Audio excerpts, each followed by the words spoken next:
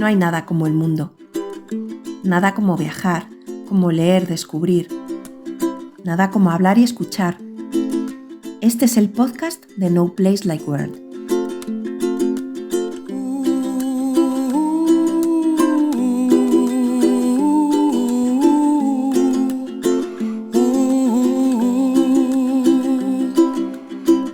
Muy buenas, gente. Somos Esmeralda, David y, como siempre, estamos acompañados de nuestro perro Mulder, que justo para comenzar el podcast se ha puesto de pie, así que lo mismo le estáis escuchando las patillas. Y en esta ocasión, pues, os hablamos desde la furgo, otra vez. Sí. Bueno, primero... Sí, eso. Habla. Perdón por esta voz. Perdón por no deleitaros en esta ocasión con mi voz dulce y aterciopelada a la que estáis habituados. Pero, claro, no podía dejar a David hacerlo solo. Claro, va a ser eso, y ¿no? me debo a mis fans. Así que... Si es que hay alguno, ¿no? No creo que noten la diferencia de mi voz ronca actual con la normal. Claro, pero sí. bueno. Es que se nos ha puesto mala. Digamos que estamos... Hemos pasado frío. Hemos pasado frío, sí. En el puente. Estamos grabando esto en el puente de la comunidad. Entonces, o sea, de la comunidad, no. Eso, de la Constitución. La Inmaculada. Exactamente. Que además mañana el cumpleaños de Mulder. Efectivamente. Mañana es además el cumpleaños de Mulder. 8 años, el día 8. Ya, exactamente. Nos cumple 8 añitos. En fin, que no hemos venido a celebrarlo. Bueno, también porque queríamos salir del puente. Sí, claro, queríamos salir del puente y hemos salido. ¿Y dónde nos hemos ido? Pues nos hemos ido a la Alpujarra granadina. Y claro, bueno. Y nos ha hecho mucho frío. Nos ha hecho mucho frío. De todo esto ya hablaremos dentro de... El tema calefacción y tal, ¿no? El tema calefacción ya lo hablaremos. Pero bueno, o sea, digamos, adelantamos que claro, nos hizo tanto frío, no teníamos montada la calefacción y después de dormir en Capileira hubo que volverse para casa a montar la calefacción, quiero decir, para poder continuar con el viaje. Es como estado otros años y no hacía tanto frío, pero en esta ocasión pues ha entrado el frío justo cuando nos hemos ido con la furgo. No hemos estado en una furgo pero aún así pillamos ni en un sitio ni en calefacción, porque estuvimos un año en Trevélez, en el camping de Trevélez, pero claro, en un bungalow que sí que tenía calefacción, ¿no? Entonces, pues bueno, era diferente, ¿no? Pero bueno, que de todo esto ya hablaremos más adelante. Y hoy de lo que os queríamos hablar en este podcast, vamos a seguir en el anterior, os estuvimos comentando cómo hicimos para vaciar toda la ambulancia por dentro, para prepararla para comenzar la camperización. Y en este, pues, vamos a hablaros del primer paso de toda camperización, que son las claraboyas. Y como siempre, lo que nosotros queremos transmitiros son un poco lo que fue la experiencia, nuestras cagadas, exactamente, todos nuestros errores. Sí, porque como en todo, pues salieron mal las claraboyas. Exactamente, sí, claro, por supuesto. Nos costó bastante. No es tan fácil como ahora iremos a verlo, pero no es tan fácil como parece en YouTube, eso ya os lo decimos. Entonces, lo primero que queremos recomendaros es que cuando vayáis a poner las claraboyas, que no sea en un día de otoño en mitad de un temporal de viento. Porque el frío que os puede hacer encima de la furgoneta, creedme que lo podéis pasar muy mal. O sea, recuerdo que hay una foto de Esme que es que lo atestigua, ¿no? Estaba con una sudadera con capucha, solo se le veían las gafas de sol.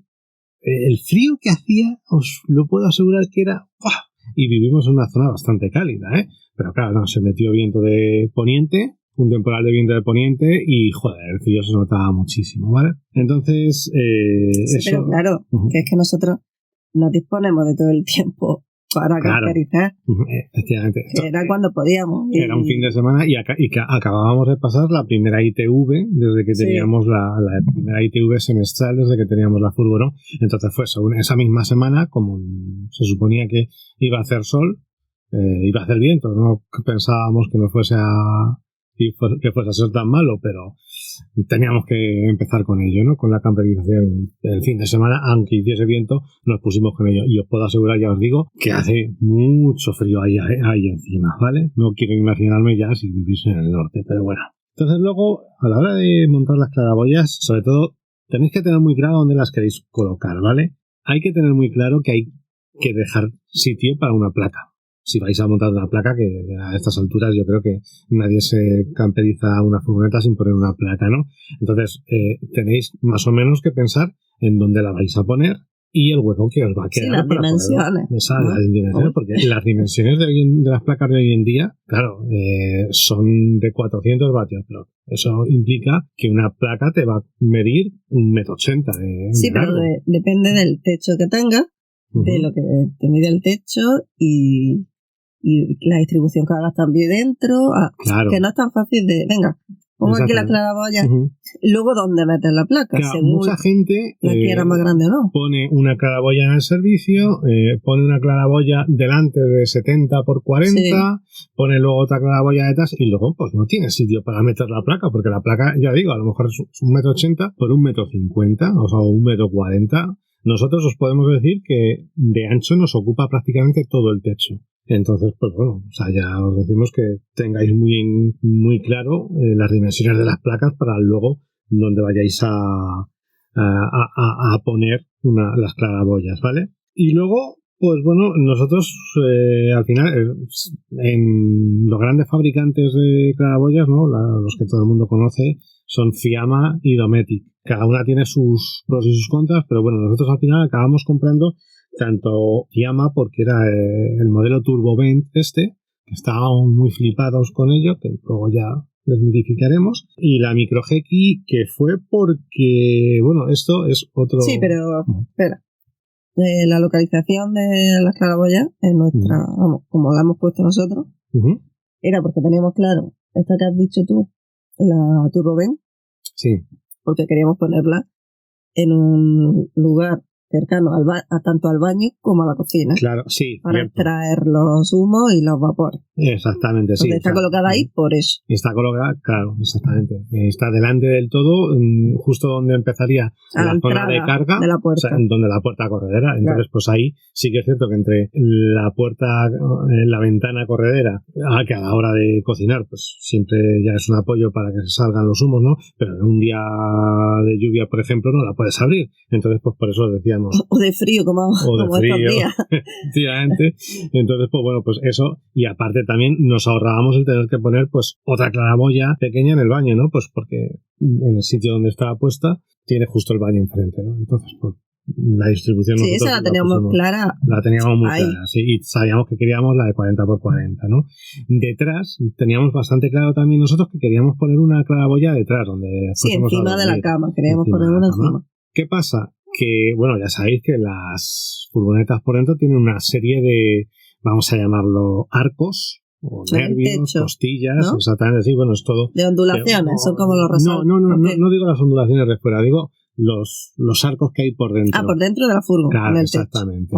Que van desde la pared y suben. Bueno, pues eso, nosotros pensábamos que eso no se podía cortar, ¿vale? Entonces, ¿qué pasa? Que nuestra furgoneta ya venía además con una claraboya puesta. Claro, la ambulancia. De la ambulancia. Exactamente. Que no era claraboya, era como una claraboya, pero... No sabemos qué era exactamente, ¿no? Estaba cegada, ¿vale?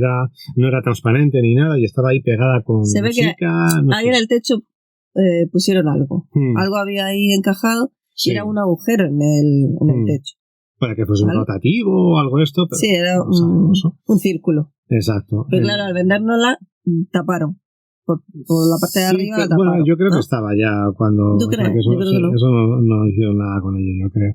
Pero bueno, el caso es que ya también nos obligaba a el agujero que quisiésemos hacer. Claro, el hecho es que teníamos un agujero ahí. Exacto, entonces había que aprovecharlo. ¿Qué pasa? Que entre el arco de las puertas traseras y la primera costilla o nervio, o como queramos llamarlo, de la furgoneta, pues había apenas 32 centímetros. Con lo cual, como pensábamos que no lo podíamos cortar, dijimos, hostia, pues tenemos que poner una de 28. Nosotros hubiésemos querido poner una de 40, pero tuvimos que poner esa de 28. Sí, luego, hace poco, me vi un vídeo de Homologa tu Camper, un vídeo en una story en Instagram, en la que dicen que esos nervios sí que se pueden cortar, porque en realidad lo que hacen es dar soporte a la chapa de la furgoneta, o sea, la chapa por fuera. Es para que no se caiga dentro la chapa, digamos, pero que no es estructural, no es nada estructural. Entonces, pues bueno, de haberlo sabido, pues sí que a lo mejor hubiésemos puesto una más grande, ¿no? Y hubiésemos puesto una más grande, porque claro, ahora tenemos pues un ventanuco que, bueno, pues... y que además seguramente sería más fácil de poner, que ahora iremos a ello. Sí, claro, porque ahora vamos a hablar de los agujeros. En YouTube, cuando la gente... Techo, los agujeros... Cuando la gente se pone a hacer los agujeros para las claraboyas en el techo, sí, vamos, los hacen perfectos. Yo no sé si es efecto óptico o que yo soy un redomado inútil con la caladora, que sí que es cierto que no es la herramienta que mejor sé utilizar, ¿no? Pero, joder, hostias, es que esto siempre se dice, ¿no? Pues haces un agujero con la broca, haces las medidas, metes la caladora y eso va como si fuera mantequilla. Los cojones, mantequilla. Hay que tener en cuenta pues que al menos la Mercedes Sprinter, y yo creo que todas, tienen como unas ondulaciones en el techo. Eso sí es lo que yo decía antes. Que es lo que tú decías. Lo resalto. A lo que te referías. Que eso, claro, eso cuando vas pasando de uno a otro, sí, la caladora va como chocando contra ellos. Entonces, ¿qué pasa? Que tú tienes que ir haciendo un poco de fuerza.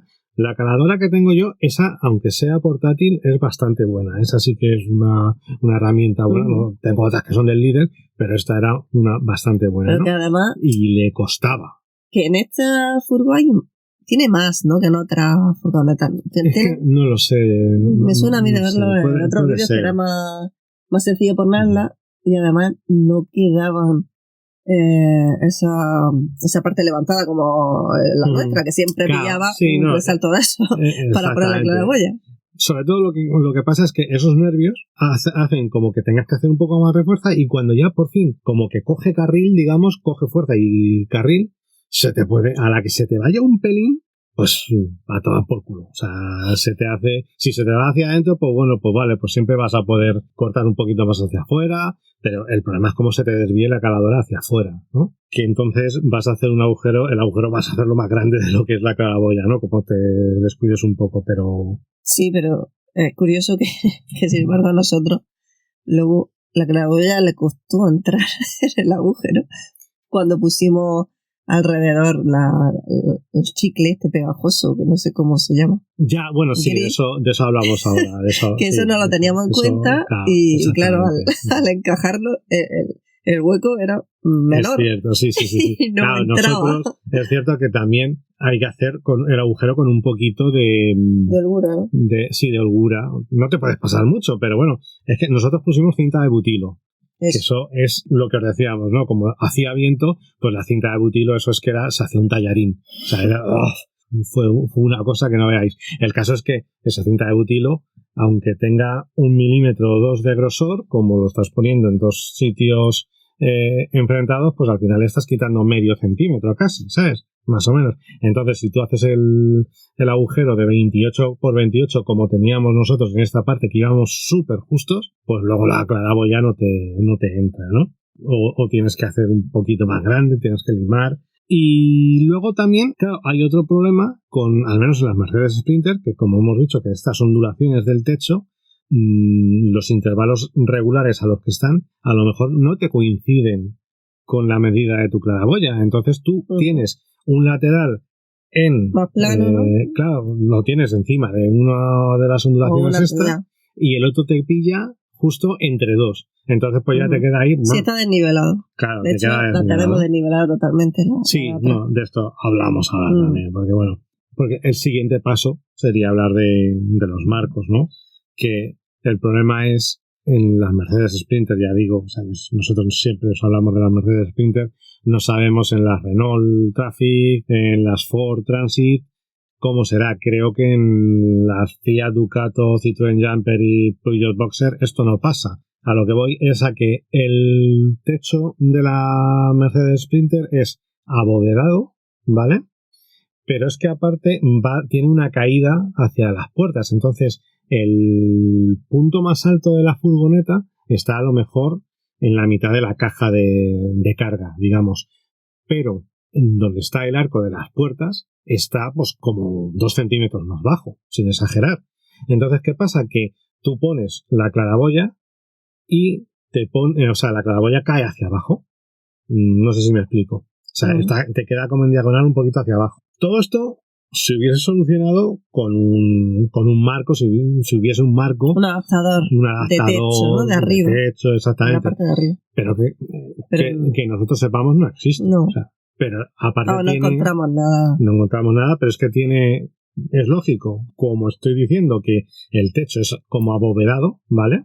El fabricante nunca va a saber en qué punto quieres poner como es tan irregular. Exactamente. Entonces, pues, oye, pues no puedes hacer nada. Lo puedes hacer tú con madera, lijando, limando, haciendo así la forma, pero bueno, es un trabajo, un trabajazo de la hostia. Bastante nos costó poner la claraboya como para encima. Claro. Así que, nada, ya os digo que hay que tener en cuenta que la Mercedes te va a quedar la claraboya siempre, si la pones atrás del todo, como caída, ¿vale?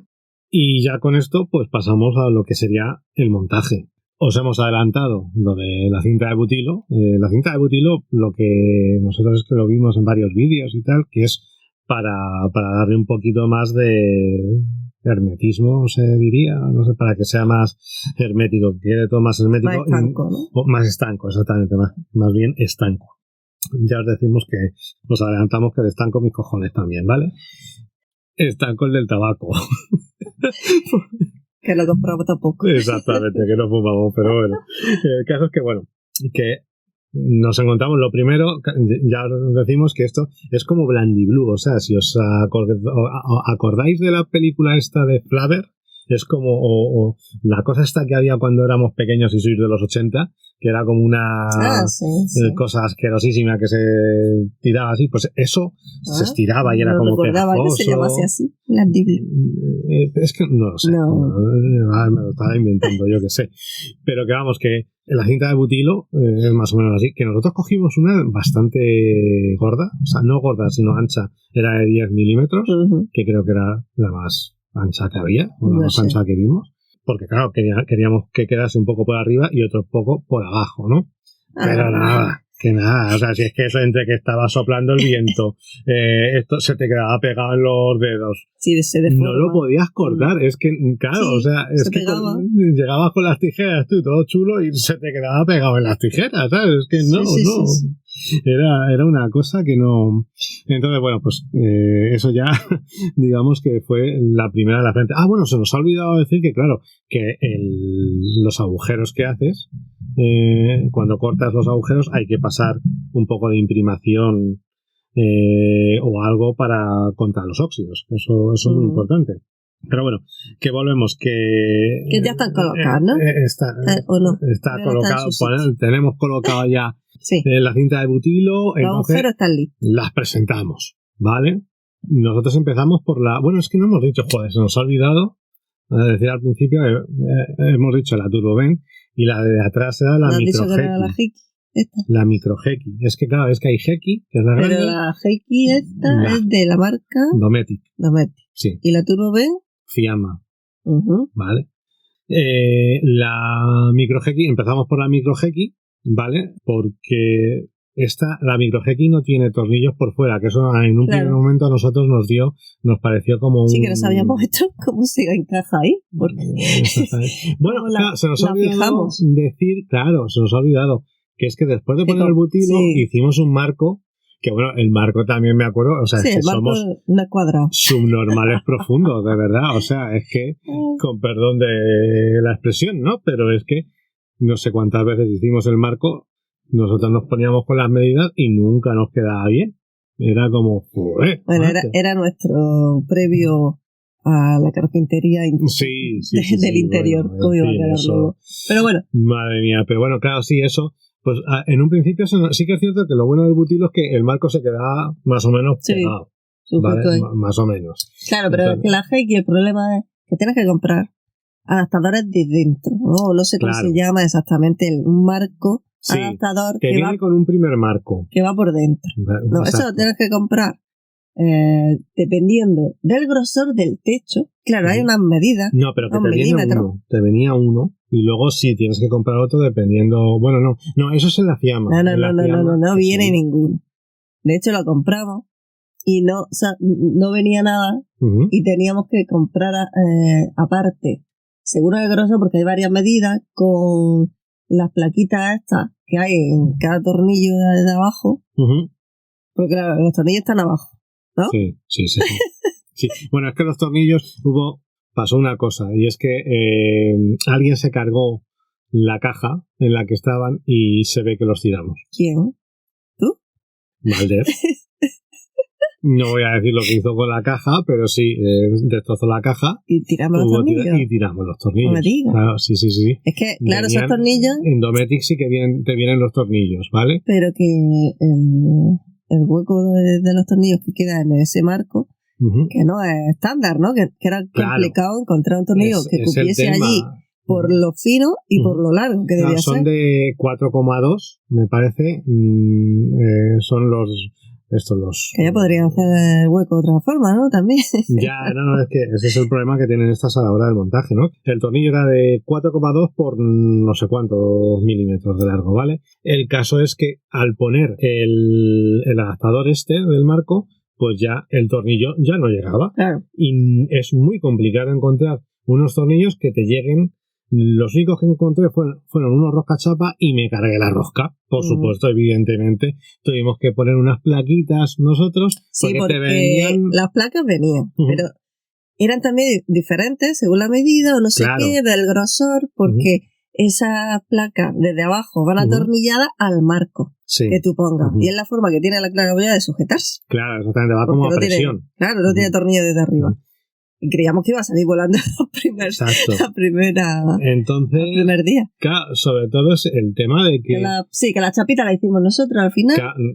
Compramos una chapa de metal, atornillamos un extremo de la chapa al marco de madera y hicimos unos agujeros que fuesen al marco por dentro. Sí, que ahora mismo no está. No sabemos cómo sigue aquí la claraboya. Es cierto que luego pues se ve que se recoge, pero que el problema de todo esto es que, claro, Dometic te vende una serie de adaptadores también, de unas chapitas, pero el problema es que nosotros, nuestra claraboya, volvemos a decir que en la parte trasera está más baja que en la parte delantera, con lo cual los adaptadores diagonal, ¿no? Costaban, para ser unas mierdas de metal, costaban... Que luego es cierto que es todo relativo, ¿no? Porque te gastas mucho más en otras cosas. Pero que no es eso. Que es que el problema es que no sabes porque vas a poner... Tú sabes que nosotros pusimos friso por dentro y no sabes cuál va a ser... Hasta que no pones el friso no sabes cuál es el adaptador que necesitas. La altura que va a quedar el techo para poner... Y con la altura que nosotros tenemos no hay ningún tornillo de 4,2 que sea tan largo. Entonces, pues bueno. Sí, pero que aparte me parece que no son claros esta gente de la claraboya o quienes distribuyen, porque no sabes qué adaptador comprar exactamente. Claro, sí. Son muy, no sé, yo no me enteré, vamos, porque te empiezan no sabía a dar medidas y tú tienes que saber, claro, ellos presuponen que tú sabes. Aparte, los kits, no sabes si el kit es el adaptador o los tornillos, o las plaquitas, no sé, en fin. Que era un lío. Fue un coñazo. Y luego está el tema de que las ondulaciones estas que llevamos diciendo todo el podcast que tienen las Mercedes por el techo, ¿qué pasa? Eso hace que tú cuando pones Sika, porque nosotros lo pegamos con Sika, que ahora hablaremos de la Sika, pues tú pones Sika, pero... que quedaban unos huecos. Quedaban unos huecos que vamos. Pero claro, si la Sika ya quedaba... estaba sujeta encima de esas dos ondulaciones y en el centro había un hueco. Claro. Y ahora rellena todo eso. Claro, había que hacer, nosotros llegamos, lo primero que hicimos fue comprar una Sika que sí es Sika marina. Lala, ¿no? De Nanolinux. Sí, de Nanolinux por el mundo, exactamente. Nosotros pues le hicimos caso a ella porque, oye, es lo que ella había dicho, estaba en Alemania y con ese no le había entrado nada, pues dijimos, pues cojonudo, lo ponemos. Pero claro, es lo que os decimos. que se quedaba este hueco, entonces nos entraba agua a mansalva. Sí, pero que coste que echaste bastante ahí. Y te gastaste todo el bote. Nos cargamos un bote entero. Y te cargaste también la pistola. Bueno, ¿no? Eso, claro, porque es que la Sica es muy graciosa. Esto es otra cosa que nadie te dice. Vamos a ver, la Sica está más dura que el turrón, ¿vale? O sea, iba a decir más dura que su puta madre. Pues también. Pero bueno. No, joder. Vale. La Sica está muy dura y sobre todo si hace frío. Entonces, a nosotros nos recomendaron que la pusiésemos al baño María. Sí, porque nosotros tenemos allí una ferretería que sabía que para la Sica necesitaba una pistola especial. Eso. Y además calentarla un poco la Sica antes de usarla. Exactamente. Y ahora sí nos cargamos la puta pistola. Duró una mañana la pistola especial, o sea, y la pusimos al baño María, vamos a ver. Pero nada, no, o sea, es que no sé qué pasaría ahí, pero que nos cargamos la pistola. Voy a comprar otra pistola, etcétera, etcétera. Y ya, pues lo que hicimos, como nos habíamos quedado sin la Sica esta, que por cierto cuesta una pasta el bote. Porque ¿y cuánto pusimos al final?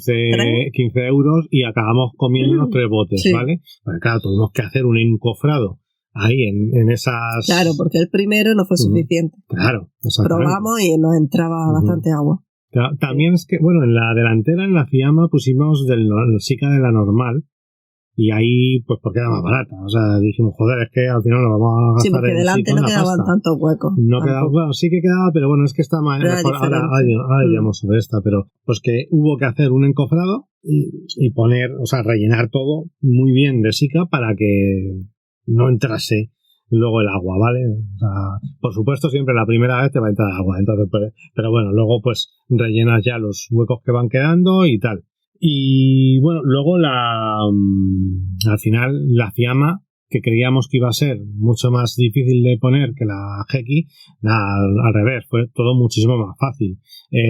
La Fiamma te traía sus tornillos, sus huecos para sus tornillos. No, los tornillos no los trae, exactamente. Te gastas 180 pavos. Bueno, más fue. Casi 200, prácticamente 200. Pues prácticamente. Depende de lo que compres, si la tapa es transparente o opaca. Sí, que la transparente es más cara que la opaca, yo no sé por qué, ¿no? Pero el caso es que son tan cutres los italianos estos que no te ponen los 16 tornillitos. Te dicen cuáles tienes que comprar. No, es que... Entonces, pues eso, no, pero que bueno, que al final ahí sí que, pues, una vez que como ya estaban los tornillos, pues tenías el marco por debajo. Tiene el hueco y tú pones... Y ya se queda todo cogido sin problema, ¿vale? Ahí no hay ningún problema. Bueno, el problema es que llegué y puse la claraboya. El problema siempre es David que iba a poner la claraboya al revés. Y la primera pues iba a salir volando. Y se dio cuenta. No era al revés, la puse de lado. Ah, de lado. En realidad la puse de lado. Y yo lo escucho gritar desde arriba. Él de arriba, yo abajo. Me cago en su puta madre, no sé qué. Que está al revés. Y como, tío, ¿a mí qué me cuesta? Tú no estás poniendo. Porque además es que ya, como no le habíamos puesto la Sica y todo, pegado. Ya estaba ahí pegada y todo. Y digo, si está al revés, macho. Estaba por el lugar de mirando para adelante, estaba mirando hacia la derecha, ¿vale? Entonces, pues, muy mal. Se pudo despegar. Lo bueno fue que se despegó, me quedó sucia y tal, sí es cierto, pero bueno, ya igual, se pudo arreglar. Y todo esto fue al final un poquito la aventura con las claraboyas. Luego ya sí que es cierto que por las claraboyas no hemos notado que nos haya entrado nada más. O sea, que nos haya entrado agua. No parece, ¿no? Mosca y todo eso sí entra así. Sí, mosca, sí, pero... por supuesto. Y tenemos todavía sin poner la tapa de la... Ah, bueno, se nos ha olvidado que luego, estando yo ya en Madrid, en casa de mis padres, camperizando, se rompió la plaquita madre que tiene la Fiamma. La placa de esto tiene, ¿no? Como tiene el ventilador, pues tiene una plaquita donde conectas 4 tornillos y se rompió. ¿Qué era lo que se rompió de ahí? Tiene como unas presillas para sujetar el cable, pues entonces al meter el cable saltó la presilla. Sí, que se ve que es bastante débil eso y se suele romper bastante. Vamos, que no nos pusieron... Estaba en garantía por poco, ¿no? También. Sí, bueno, ya hacía unos meses que habíamos comprado con todo lo del motor. Hacía meses que habíamos comprado. Que la compramos bastante pronto y luego tardamos en ponerla. Estuvo meses allí en la caja sin abrir, ¿no? Exactamente, sí. En fin. Entonces, pero bueno, el único problema fue que nos dijeron en el sitio, en la página web donde la compramos, nos dijeron que claro, teníamos que enviarla a Italia. Tenían que recibir ellos la placa primero. Recibían ellos. Comprobar que estuviese mal. Porque si no pagabas tú todo. Exactamente. Y ya luego te enviaban una nueva. Sí, son una página web muy famosa, no vamos a decir el nombre, todos sabemos cuál es. Pero vamos, que... Hostia. ¿Pero eso te lo dijeron ellos o la fábrica? No, lo dijeron ellos. Como esto digamos nosotros que está bien, tienes que pagar los cortes y te la devolvemos. En fin, que como tenía que terminar el techo, es que, y como está la claraboya, que ha quedado un poco encajada, la verdad, pues el techo tenía que esperarse hasta poder poner la claraboya bien, la parte de abajo. Para poder seguir con el techo y todo esto, necesitábamos la placa, que estuviese todo bien. Así que, pues, ¿qué hicimos? Comprar directamente una placa nueva. Y esperar a ver si la otra nos la mandaron, que la enviaron, y ahora tenemos una de repuesto para cuando se rompa, tendremos que quitar todo el techo, ¿no? La parte del techo. Bueno, no quiero ni hables de eso. No quiero ni pensarlo eso. Pero bueno, eso fue al final. En fin, que es delicado la plaquita esa del turbo. ¿Cuál nos gusta más entre Fiamma y Dometic? La verdad es que nosotros al principio nos molaba más Fiamma, pero al final ahora el Turbovent está bien, pero al final esa claraboya la tienes tapada. Entonces, sí. Pues no, sí, para dormir a lo mejor está guay el ventilador, pero tampoco cambio yo el tema de la luz que te puede entrar si tuviésemos si no tuviésemos un ventanuco tan pequeño con la Dometic. Que apenas entra la luz, incluso siendo translúcida. Exactamente.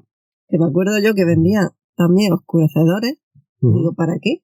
Si ahí no entra apenas luz. No, exactamente, anda que te va a molestar. En pero fin, bueno, siguiente punto. Entonces, siguiente punto no.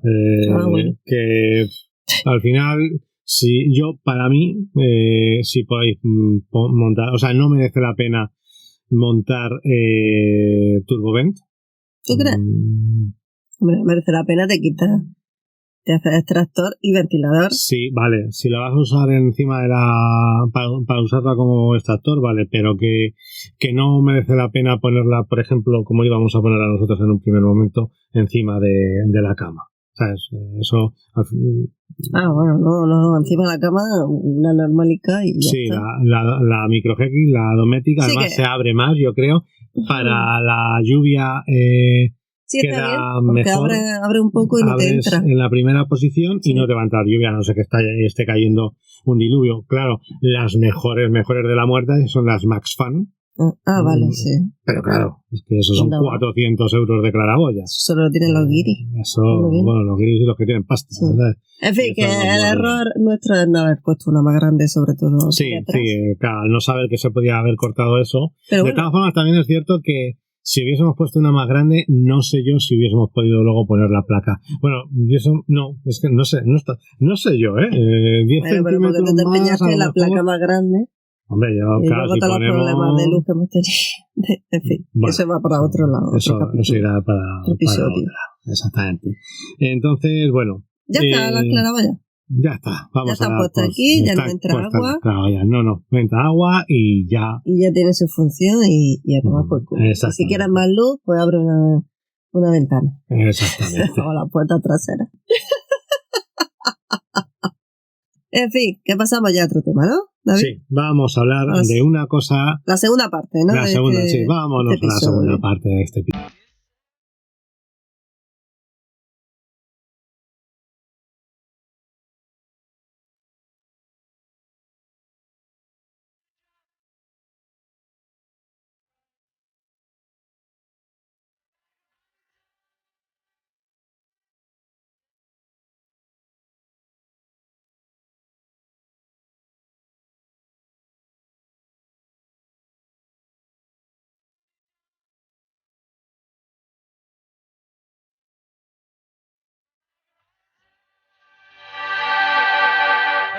No sé si, seguro que alguna vez habréis escuchado el chascarrillo este que dice: ¿cómo quieren que la gente se compre libros si es más fácil, es más barato comprarte un JB?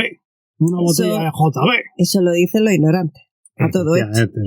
Evidentemente lo dicen los ingleses. A ver, sabemos que todo esto está siempre la idiosincrasia española de que tendemos muchas veces a desprestigiarnos o hacernos de menos a nosotros mismos con tal de hacer un poco la broma y el chiste, ¿no?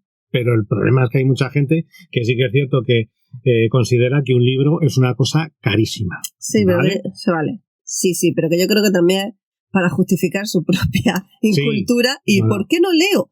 Porque son muy caros, ¿no? Los libros son muy caros, es que no sé qué, y te lo dice luego mientras te está mandando un WhatsApp desde un móvil de 300 euros, ¿no? Entonces, bueno, ya sabemos que cada cual, lo barato y lo caro, el listón diferente la para perspectiva, cada cual, ¿no? claro. La perspectiva diferente según para quién, ¿no? Pero bueno, yo lo que quiero, ya sabéis que, si no lo he dicho, soy traductor de libros, traductor editorial o traductor literario. Quería contaros en qué se divide, cuánta gente vive de los 24 libros que te puede costar un libro, ¿vale? 24 euros, dices. Sí, vamos a poner alrededor. Hombre, venga, no me voy a poner a decir cantidades, ¿vale? Pero vamos a decir, o sea, vamos a poner un precio más o menos estándar hoy en día. Sobre 20, venga, 20. Siempre, claro, desde libros impresos, ¿vale? Sí. Los libros, los ebooks, claro, tienen otro tipo de reparto, ¿vale? Aunque bueno, que en los ebooks realmente el precio no dista mucho el impreso del ebook en muchas ocasiones, y es por lo que ahora vas a comentar, que al final el gasto de imprimir puede que sea el menor de todos. Bueno, no te creas. Sí, porque el gasto de imprimir es la imprenta, el gasto de la imprenta, lo que cuesta imprimir un libro. Si haces una tirada elevada de libros en una imprenta, es muy pequeño el gasto. El presupuesto. Sí, lo sé porque yo hice una actividad de la formación que hice en tema de producción editorial. Era hacer el presupuesto de la tirada de un libro. Pero imprimir un libro. Imprimir un libro salía relativamente barato, nos sorprendió. Pero claro, es solo imprimir. No, es que no estoy de acuerdo, porque tú lo pones y imprimir un libro, y sobre todo hoy en día, en estas fechas en las que estamos, que bueno, no en estas fechas, sino... Pero tú estás hablando ahora del tema del papel, ¿no? Claro, ahora mismo el papel está carísimo, ¿vale? En estos momentos el papel está carísimo, pero aún así puede ser un 5% del total del libro. O sea, imprimir... Vale, un 5% de 20 euros. Un libro de 20 euros, si te va a costar €1 imprimirlo, es un 5% del libro, ¿vale? Bueno, pues ahora... Claro, pero ahora... Vale, ahora lo comparamos con los porcentajes que se lleva el autor, por ejemplo, y vamos a ver... Vale, pero te quiero decir que si de 20 euros, a lo mejor te cuesta 1 imprimir. Vale, ¿y te parece barato? Porque a mí me parece caro. Hombre, y ahora no está en €1, eso ya te digo yo. Para imprimir un libro de cientos, ¿no? Que imprima, ¿no? Claro, oye, ¿qué pasa? No, coño, es que el problema es que tú lo estás viendo, claro, Alfaguara, cuando saca un libro de Pérez Reverte, saca 600.000 ejemplares, tira 600.000 ejemplares y claro, le sale mucho más barato pero es que eso es con Pérez Reverte. Saldrá menos de €1 imprimir. Claro, pero a cualquier otra, o sea, esa Alfaguara misma con otros autores suyos, le sale mucho más caro ese libro de imprimirlo. Y sigo diciendo que gastarte €1 en imprimir un libro sale bastante caro, quiero decir. ¿Vale? Pero bueno, que vamos a hablar de los porcentajes. Venga, de todo el estudio editorial que había hecho tú. No, estos son unos porcentajes que son más o menos aproximados, ¿no? Son aproximados, pero que varían muy poquito, que pueden variar un 2, un 3%. No creáis que... O sea, esto está bastante... Que el mundo editorial, sobre todo, es así. O sea, que... Bastante ajustado todo, ¿no? Está bastante ajustado eso. Venga, David, procede. Vale. Cuando vosotros veis un libro, vais a donde sea a comprar un libro y veis 24 euros o 23,95, lo primero que tenéis que debéis tener en cuenta es que el libro va con un recargo del 4% de IVA, ¿no? Entonces, de esos 23,95 que suele ser, le tienes que quitar un 4%, que no es, hablando de lo que estábamos diciendo antes, te cuesta más imprimir que lo que se va a llevar luego el Estado en impuestos por ese libro, ¿vale? Entonces, partiendo de que una vez que hemos quitado ese 4%, el libro se va a quedar más o menos en 22,8, pues todos los porcentajes se los vamos a aplicar a esos 22,8, ¿vale? Lo primero, la primera mordida que te sale es el de la distribución, ¿vale? El del circuito comercial, que se llama. El circuito comercial se lleva un 55% del libro, ¿vale? Del precio del libro. ¿Y qué es eso del circuito comercial? A ver. El circuito comercial es, por un lado, la distribución, la distribuidora, quien coge los libros y te los lleva a la tienda. O a diferentes localizaciones, quiero decir, sí, ¿no? A las tiendas. A la tienda, me refiero a la tienda. ¿Pero con la promoción o eso aparte? No, eso, olvídate. A ver, es una cosa tan simple como coger el libro de tu almacén, o de la imprenta, perdón, y llevarlo a la tienda, ¿vale? Esto es muy simple, pero es cierto que necesitas de unas naves muy grandes para almacenar, etcétera, etcétera, y por eso se lleva un 30%, ¿vale? De los 22,8, el 30% se lo queda a la distribución, ¿vale? Normalmente, dentro del canal de distribución del circuito comercial, la segunda pata, digamos, es lo que es la tienda, que se queda con un 25%. ¿Qué pasa? Que hay algunas grandes superficies como Alcampo, Carrefour, que te venden 4 libros mal contados, exigen quedarse, o al menos lo hacían hace unos años, exigen quedarse con el 30% ellas. Entonces, ¿qué pasa? Esa diferencia, esa fluctuación del 5% se lo quitan al distribuidor. El distribuidor, por lo que sea, le interesa que esté entre los 4 libros que te encuentras en el Alcampo o en el Carrefour, que esté su libro, y cede ese 5% para que se lo quede Carrefour y Alcampo. Sí, pero no Carrefour, Alcampo o la que sea. Vale. No, Casa del Libro, claro, eso me digo, parece que no. ¿Seguro? ¿Y Picasso tampoco? No, Picasso es que recuerdo yo coño, Antonio. Sí. Es que se autoeditó. Claro, pero es que eso es autoedición. Es que eso va por eso. Sí, pero que le costaba más llevarla a la Picasso, se llevaba más tanto por ciento que dejarla en otras librerías más pequeñas. No lo sé, ya te digo que al ser autoedición puede cambiar un poquito, pero normalmente yo claro, esto ya hace 10 años de cuando yo manejaba todos estos conceptos y estos porcentajes, ¿no? Pero que más o menos esto... Sí, que una librería... La librería Papelería Pepa se lleva lo mismo que Casa del Libro. El 25, sí, normalmente sí. Otra cosa es que, claro, Casa del Libro, por ejemplo, si tú quieres tener tu libro en la mesa de novedades, hombre, claro, te va a cobrar un dinero, le va a cobrar a la editorial un dinero y la editorial tiene que ver si le interesa o no le interesa.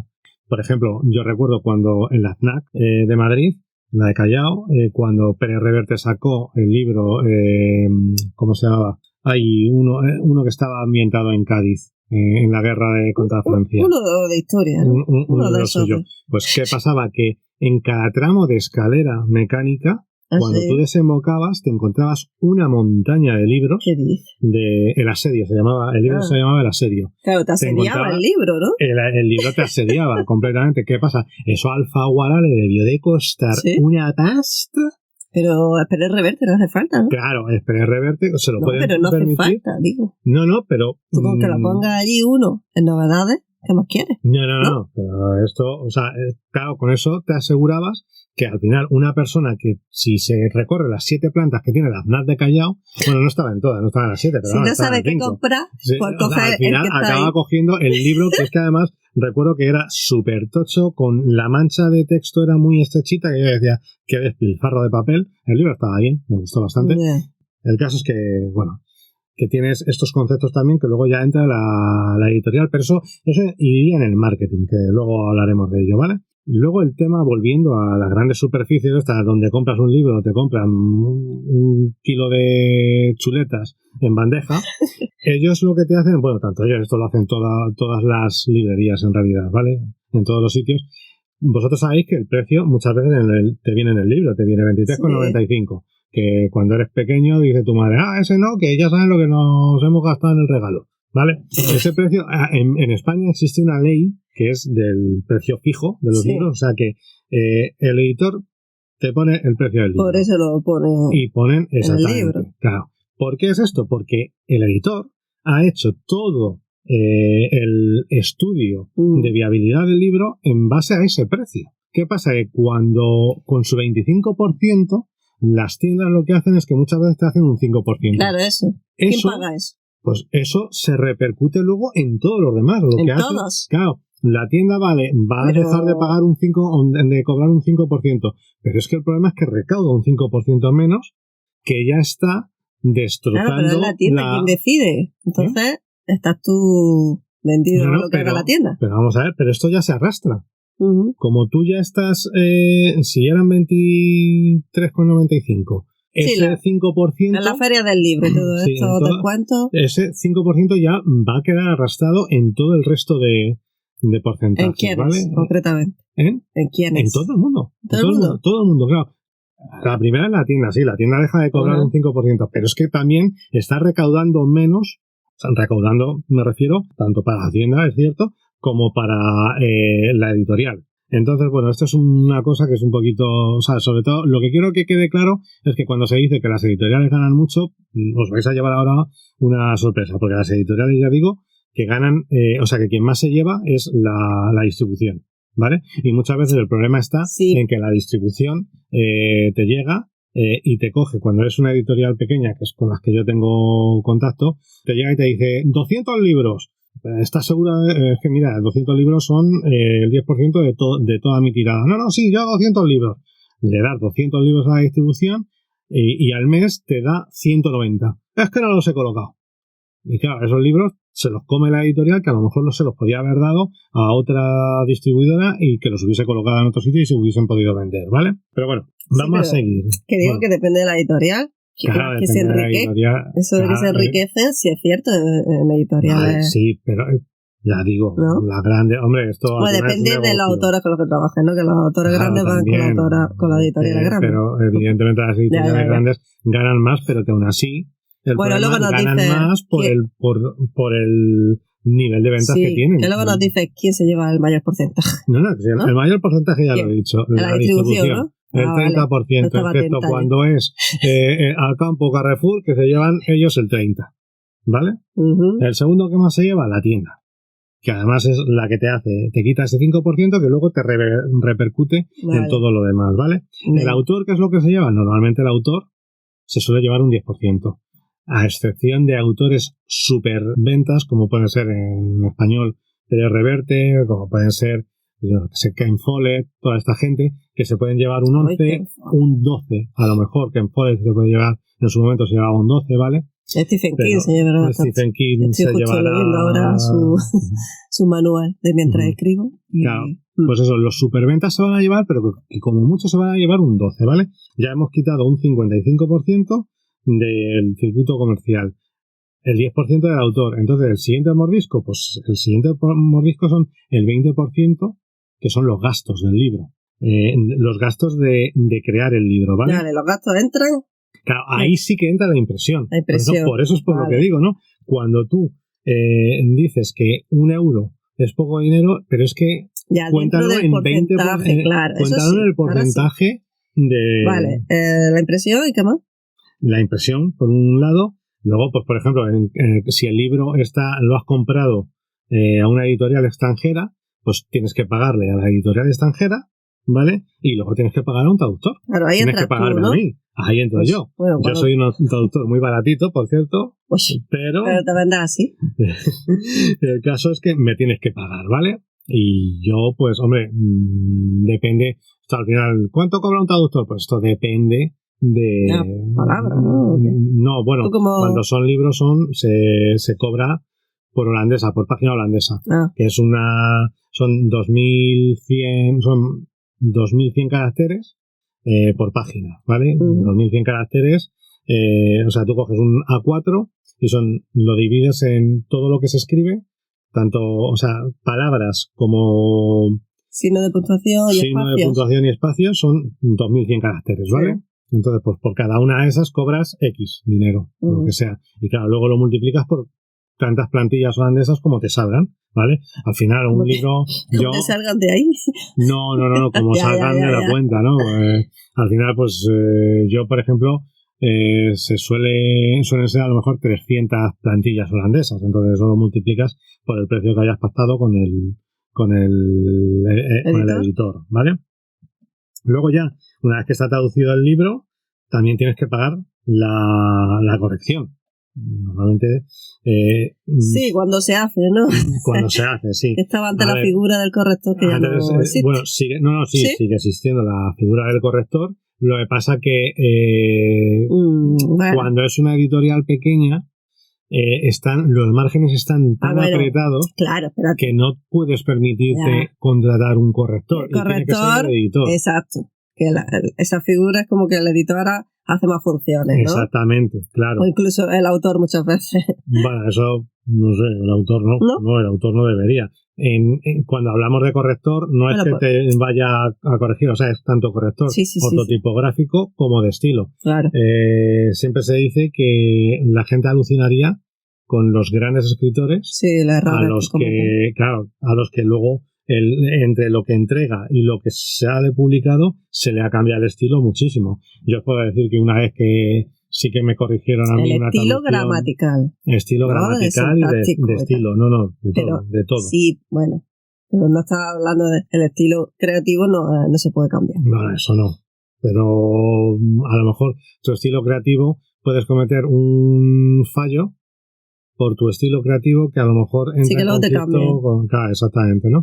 Entonces, pero vamos, a lo que voy es que a mí una vez que me hicieron claro, que tú eso lo has sufrido como traductor. Como traductor. Bueno, lo he sufrido, bendito. Sí. Yo siempre lo pido, digo, por Dios que me hagan esta corrección, porque se nota muchísimo. O sea, no os podéis imaginar, incluso cuando crees que más o menos escribes más o menos bien, cuando te hacen una corrección de estilo, el texto queda que no lo reconoces, vamos. Claro, porque necesita una visión externa de lo que tú has escrito. Claro, eso sí. Exacto. Entonces, pues más gastos que hay aquí, aparte de la corrección, también tienes que pagar un maquetador. Todo esto en las editoriales pequeñas, claro, está el diseño y todo esto. La maquetación. Lo suelen tener una persona dentro en la editorial pequeña que hace 800 cosas de estas, ¿no? Sí. Las editoriales grandes pues contratan sobre todo freelance. Contratan externos, tanto los correctores como maquetadores externos, ¿no? Y luego también tienes que dejar un porcentaje de este 20% que hemos dicho de gastos para el marketing.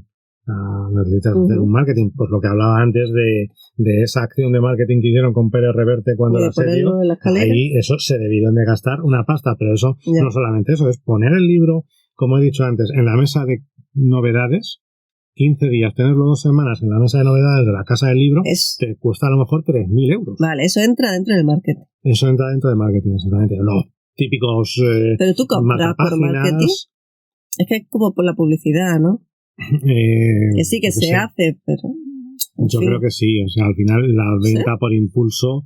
no sé, yo es que la mesa de novedades nunca la miro, no sé. Pues, no sé. En fin, claro, sé que esté buscando uno que ha salido y no sé para dónde buscarlo. Voy a mirar ahí, pero ya. En fin.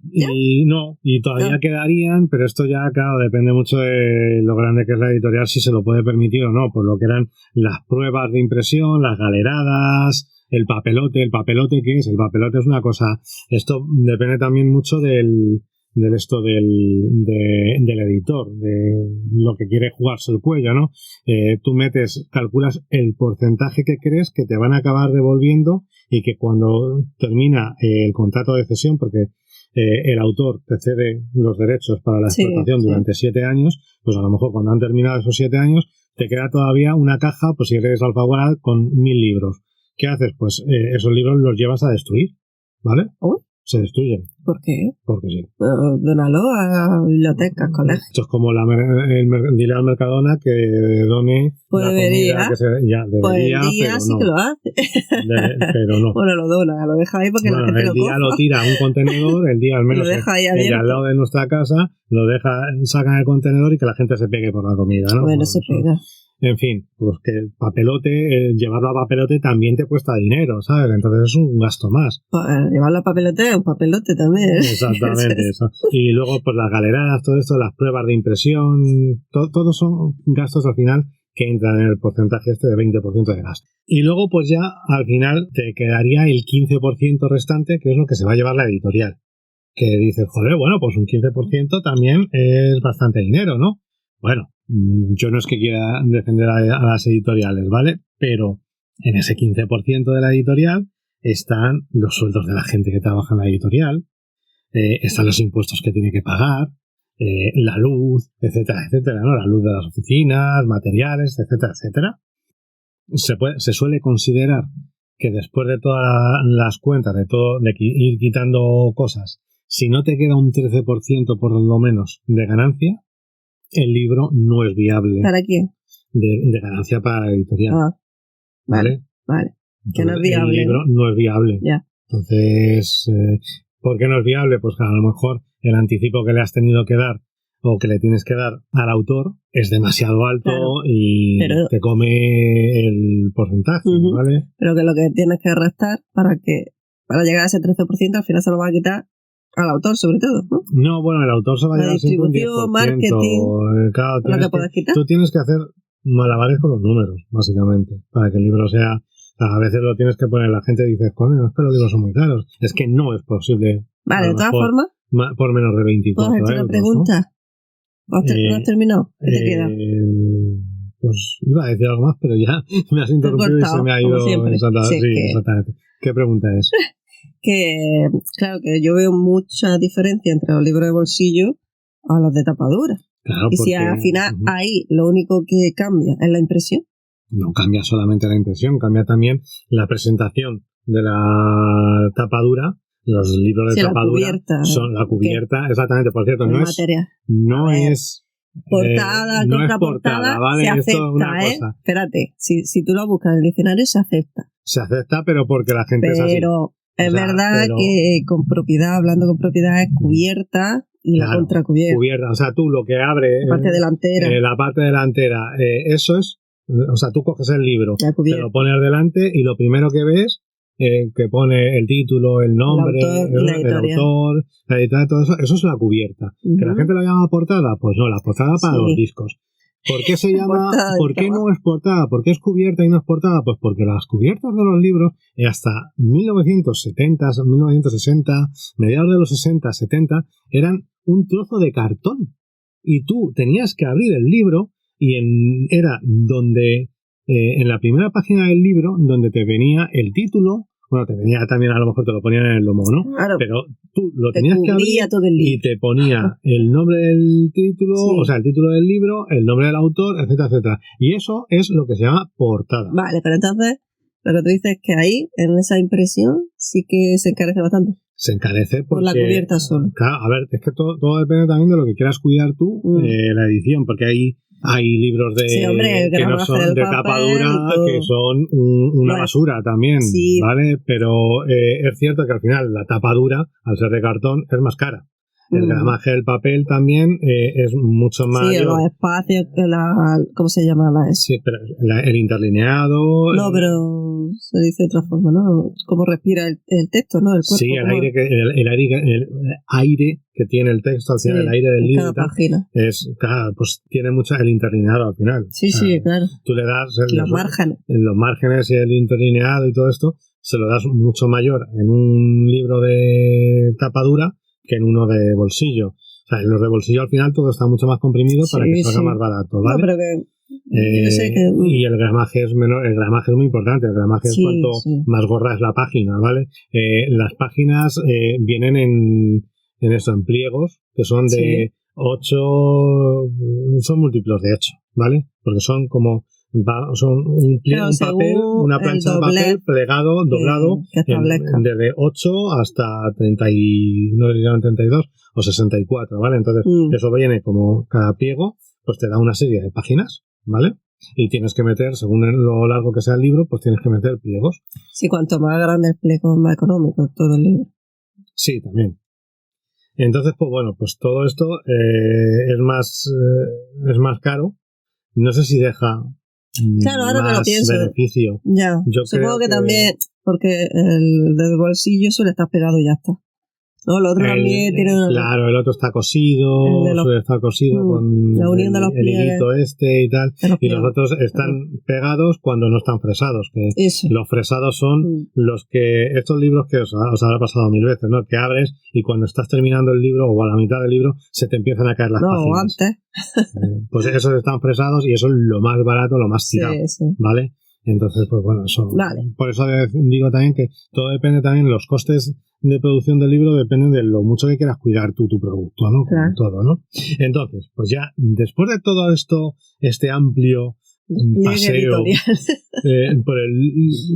por el mundo editorial, yo os sigo diciendo, ¿de verdad consideráis que 24 euros por un libro es caro? Claro, pero viendo toda la gente que trabaja, que vive de un puto libro de 24 euros. Pero que tú has elegido un libro relativamente caro, hablamos entre comillas, porque tú puedes comprar un libro por 8 euros. Claro, vamos de a ver. Bolsillo, o de tapa dura por 20 euros. Sí, bueno, cada vez menos. Ya digo que ahora mismo, sobre todo ahora 18. Mismo estamos en un momento en el que es muy complicado, sobre todo para las editoriales pequeñas, conseguir papel. Y claro, ya no es que sea... Tienes que coger un papel de una calidad inferior y te lo están cobrando más caro que hace 2 años, a lo mejor. Entonces, es cierto que esos precios que dices de 12, 14 euros en tapa dura, eso ya no se va a ver. O al menos en los próximos años, como esto siga con los precios como está, no se va a ver, ¿vale? También hay libros de 100 euros. ¡Hombre, claro! Ilustrado, y eso son ediciones especiales. Pero igual que las bebidas y ediciones especiales. Exactamente. Entonces, pues ya. Pero que la bebida es más cara. Y ya está. Claro, es el tema, porque al final, y que sobre todo que hay un tema, cada libro que vosotros compréis es un trabajo único. JB hizo la formulación de su whisky hace X años y llevan repitiendo la misma formulación durante todos esos años. Entonces, han hecho millones y millones y millones y trillones de litros. Claro, pero tú no puedes. Tú no puedes repetir el mismo libro. El trabajo que has hecho para un libro no se repite en otro libro. No, ya, vale. Y aparte, tú no puedes consumir el mismo libro. Tú no vas a comprar el mismo libro, pero te puedes beber 14 botellas te puedes beber a la semana. Todas las botellas de JB que tu hígado te permita. Claro. ¿Vale? Y es siempre la misma fórmula. Y por eso va a estar a un precio durante años. Pero un libro es un trabajo único. Entonces tú no reciclas el trabajo y lo consumes para otro libro, ¿vale? Está. Como mucho, yo como traductor, como trabajo en un nicho tan cerrado, pues ha habido veces que he tenido que traducir el mismo párrafo de un otro libro que ya había traducido. Porque están haciendo una cita, están citando a ese libro, están citando ese párrafo de ese libro. Entonces, pues bueno, pues eso a lo mejor llegas y sí puedes irte al archivo donde tienes ese libro, lo buscas y lo pegas y tal, pero que te sale más rentable, por tiempo te sale más rentable volver a traducirlo, ¿vale? Entonces, por eso digo, si todavía os sigue pareciendo que un libro por 24 euros es muy caro, de verdad, vete a una biblioteca. Yo lo que os recomiendo es que vayáis a una biblioteca. Y ya está, en las bibliotecas tenéis los libros gratis. Pero por lo menos, que esto es la gran ventaja que tiene sobre el pirateo. Yo no voy a hablar mucho del pirateo, ¿vale? Pero tú, una biblioteca, te quieres comprar un libro, vas a la biblioteca de tu barrio y pides, quiero hacer una desiderata. Es una que no es desiderata hortaliza. A él me hace mucha gracia, pero se llama así. Ya lo sé. Desiderata. ¿Y qué es? Espérate que no lo saben. Te dan un papelito en el que tú tienes que poner el nombre del libro, el autor, el ISBN, la editorial. Pero ya no te piden tanto. Bueno. Te dice o la que esté allí o el que esté. ¿Qué libro quieres? Ya, pero eso... Y lo apunta. Sí, ese es de Pérez Reverte, ¿vale? Pero, por ejemplo, yo, en la biblioteca he elegido una Almería. ¿Te pidieron el ISBN y todo? Claro, porque yo estaba pidiendo un libro de un tal... Era Guerra Civil Z, de un tal Javier Cosnavo, creo que era. ¿Ese fue el que pediste? Sí, pedí ese, claro, ese libro no lo conocía ni Dios. Y mejor. Claro, debe decir que el libro no era muy allá.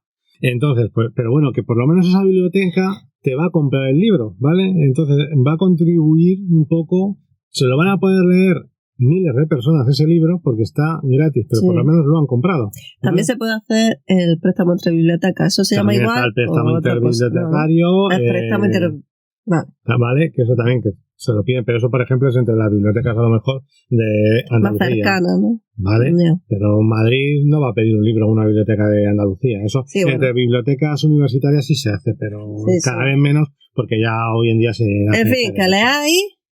El tema es... Ignorante.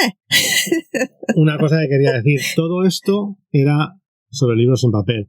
Los ebooks, al final, ya os digo que daría para otro podcast, sí, y que no lo contó lo suficiente. Pero bueno, ahí ya el reparto suele ser 70-30. 30 que se lleva el autor y 70 que se lleva la editorial o plataforma.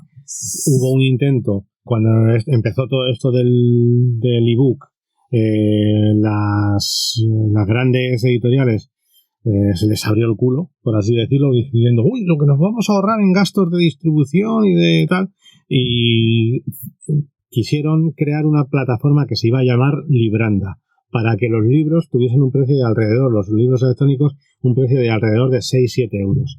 ¿Qué pasó? Como siempre pasa en España, no se pusieron de acuerdo, Libranda al final creo que no llegó a nada, y hoy en día es raro que te compres. Bueno, en Amazon su reparto lo hace así, 10 euros, de los cuales 9,99, de los cuales se quedan ellos el 70% y el 30% se lo dan al autor. Claro, es que la diferencia entre en papel y el ebook ya no es tan grande como al principio. O al menos que yo recuerde. Claro, sí, no. O sea, al final es cierto que muchas veces dices, o sea, si es un libro que te gusta bastante, te lo compras en papel. O también depende también de cómo seas tú, como lo que te gusta, la música. Es lo mismo que pasa con la música. Pues cada vez gente se lo compra más, se lo descarga o paga Spotify. Sí, pero que lo que te ahorra en el ebook, al final, distribución. Porque marketing no te ahorra. No, claro, todo eso te ahorra que va distribuyendo físicamente el libro. Que haces ya, o sea, tú, digamos, cuentas. Tú haces las cuentas, más o menos, para impreso, pero sabes que tienes que generar el EPUB. El EPUB es el libro electrónico. Y bueno, pues eso también es a las editoriales les interesa, porque no gastan, no tienen que imprimir, ¿vale? Y están ganando dinero, ¿vale? Pero claro que esto, es que a lo mejor, yo no sé, ahora mismo sé que Amazon se queda un 70%, entonces el 30% supongo que se lo tienen que repartir entre editorial y autor. Claro, ¿vale? Pero ahí se da más el pirateo y yo creo que el beneficio a la larga tiene que ser menor que el impreso, ¿no? No sé. Es que porque sí es cierto que teniendo el archivo ya te lo puedes... Es entrar en un jardín muy Sí, pero ¿qué es lo que hace la gente? En fin. Ya. En fin, ya, ¿no? Pues eso, que nos vamos a callar ya un poquito, que lo que os hemos dicho, que si 24 euros en un libro os parece muy caro, por lo menos pedidlo a una biblioteca. En comparación ya no con la bebida, en comparación con la turbo, pues no es nada. Claro, exactamente, que al final luego todo depende de con qué lo vayas a... Por el cambio de motor, con un cambio de motor, pues al final eso no es nada. En fin, pues nada. Vámonos con Marle, vámonos por el camino de la entonces, a la Adiós.